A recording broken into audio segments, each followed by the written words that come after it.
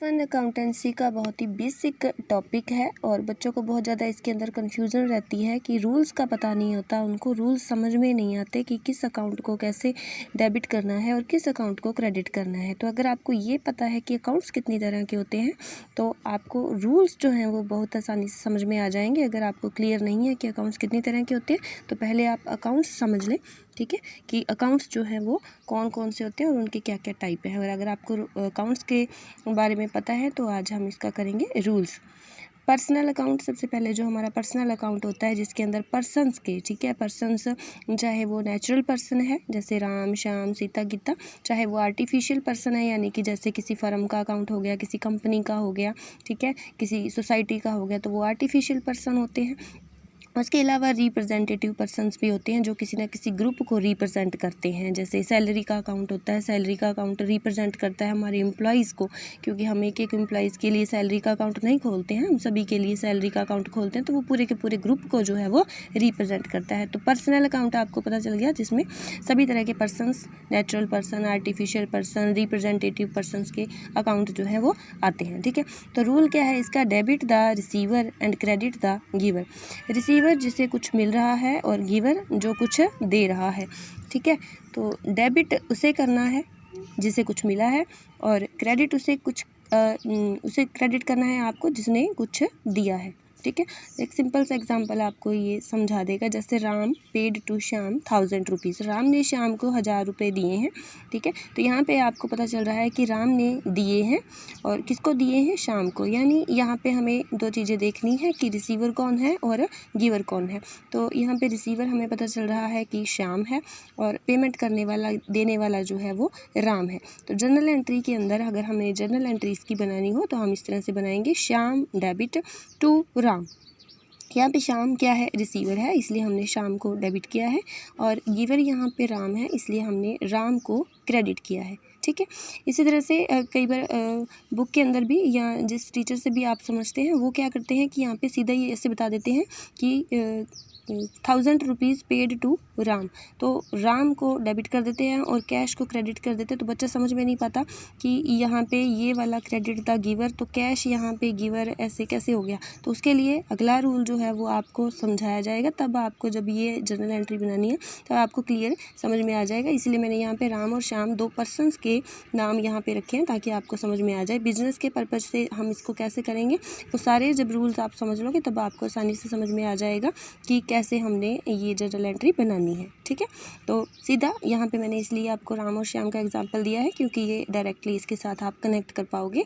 Debit the receiver, credit the giver.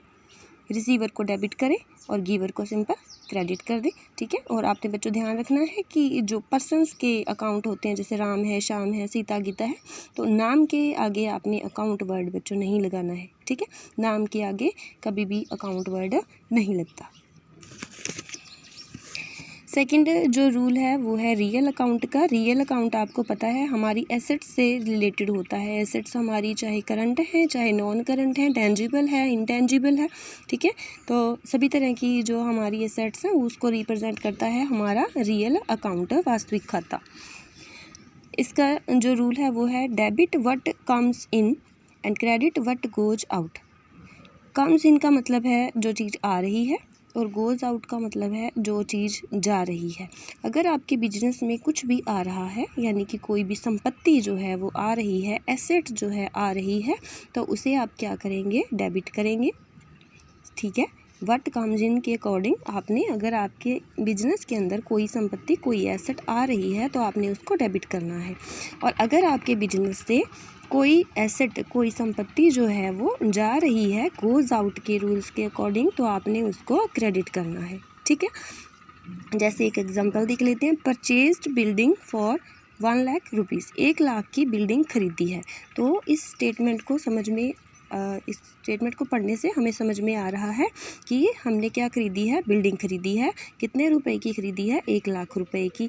तो अगर हम ये रूल देखें, डेबिट व्हाट कम्स इन, तो हमारे बिजनेस के अंदर क्या चीज़ आ रही है, हमारे बिजनेस के अंदर हम क्या लेके आए हैं, व्हाट कम्स इन के अकॉर्डिंग बिल्डिंग आ रही है। क्या आ रही है, बिल्डिंग आ रही है। तो हमें बिल्डिंग को क्या करना है, डेबिट करना है। बिल्डिंग का अकाउंट यहाँ पे 1,00,000 रुपए से डेबिट हो जाएगा, ठीक है। और सेकंड इसके अंदर हमें क्योंकि डबल एंट्री सिस्टम फॉलो करना है तो एक अकाउंट क्रेडिट भी होगा साथ में। तो व्हाट गोज आउट, कि बिजनेस से क्या जा रहा है। देखिए, जब आप 1,00,000 रुपए की बिल्डिंग खरीदेंगे तो आपके पास 1,00,000 की बिल्डिंग आ जाएगी। भवन आपका जो है वो बिल्डिंग जो है वो 1,00,000 की आपके पास आएगी, लेकिन बदले में आप जब पेमेंट करोगे तो आपके पास से उतने रुपए जो हैं वो चले जाएंगे, यानी कि 1,00,000 रुपए का कैश जो है वो आपके बिजनेस से जाएगा। यहाँ पे जनरल एंट्री बन जाएगी, बिल्डिंग अकाउंट डेबिट 1,00,000 और क्रेडिट करेंगे कैश के अकाउंट को। जब क्रेडिट करते तो उसके साथ टू लगाते तो टू कैश अकाउंट 1,00,000। अमाउंट आपको पता है जनरल के अंदर हमेशा इक्वल रहती है। जितनी amount double entry system follow करोगे, जितनी डेबिट होगी उतनी ही क्या होगी, क्रेडिट होगी। तो इस तरह से आपकी ये जनरल एंट्री बन जाएगी। अगर मान लीजिए आप इस एंट्री को अगर उल्टा कर देते हैं, जैसे कि बिल्डिंग यहाँ पे खरीदी है, मान लीजिए आप बिल्डिंग को सेल कर रहे हैं, तो सेल करोगे तो भी यही रूल लगेगा। सेल करोगे तो आपके बिजनेस में क्या आएगा, जब आप इसको बेचोगे तो आपके पास क्या आएगा, कैश आएगा। जब बेचते हैं तो क्या आएगा, कैश आएगा। तो यहाँ पे आपको ये एंट्री उल्टी हो जाएगी। देखिए, कैश का अकाउंट क्या हो जाएगा, फिर उसमें डेबिट हो जाएगा, ठीक है। और जब बिल्डिंग बेचोगे तो गोज़ आउट, इस रूल्स के अकॉर्डिंग क्या चली जाएगी, आपकी बिल्डिंग चली जाएगी। तब आपकी बिल्डिंग का अकाउंट जो है वो क्रेडिट हो जाएगा, यानी कि ये जो एंट्री है बिल्डिंग की सेल पर अपोजिट हो जाएगी, ठीक है। तो आपको समझ में आ गया होगा कि ये रूल आपने एसेट के ऊपर लगाना है, अपनी एसेट्स के ऊपर लगाना है कि क्या आ रहा है उसे डेबिट करना है, और क्या चीज़ है जो हमारे बिजनेस से जा रही है उसे आपने क्रेडिट कर देना है, ठीक है। तो तीसरा जो रूल है वो है नॉमिनल अकाउंट का। नॉमिनल अकाउंट, जिसे हम नाम मात्र का खाता कहते हैं, इसके अंदर हमारी आती हैं, हमारी इनकम आ जाती है, हमारा एक्सपेंसेस आते हैं, ठीक है, हमारा प्रॉफिट आता है और हमारा लॉस आता है, ठीक है। तो इस अकाउंट के अंदर ये हमारे प्रॉफिट एंड लॉस से रिलेटेड अकाउंट होता है। इसीलिए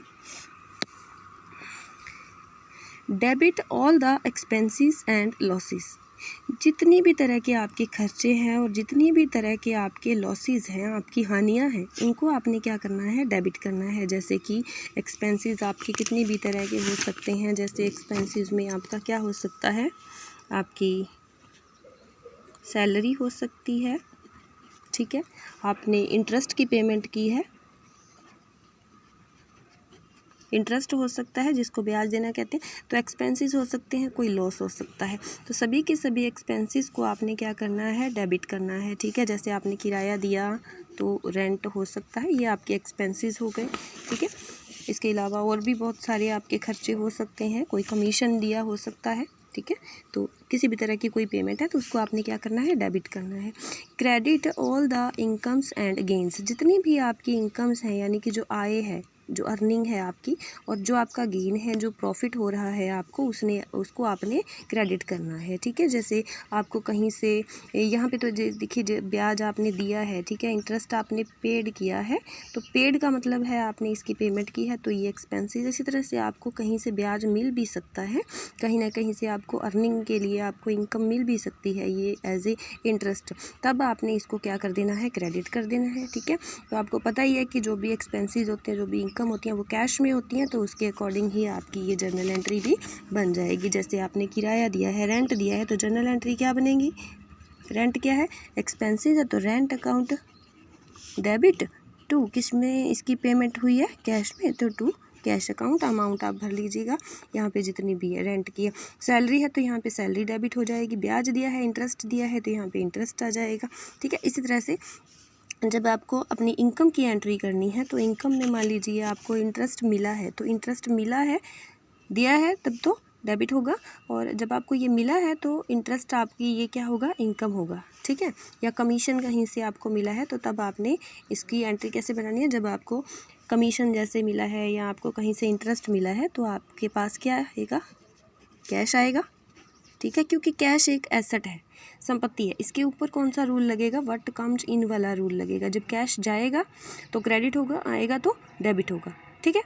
तो cash account debit to interest, अगर आपको इंटरेस्ट मिला है, ठीक है, टू इंटरेस्ट अकाउंट, अगर आपको कहीं से इंटरेस्ट मिला है तो अगर आपने इंटरेस्ट दिया है तब ये एक्सपेंडिचर हो जाएगा, तभी ये एंट्री क्या हो जाएगी, उल्टी हो जाएगी। तो उम्मीद है कि आपको तीनों ही रूल्स, अकाउंट्स के जो रूल्स हैं ये समझ में आ गए होंगे, पर्सनल का, रियल का और नॉमिनल का।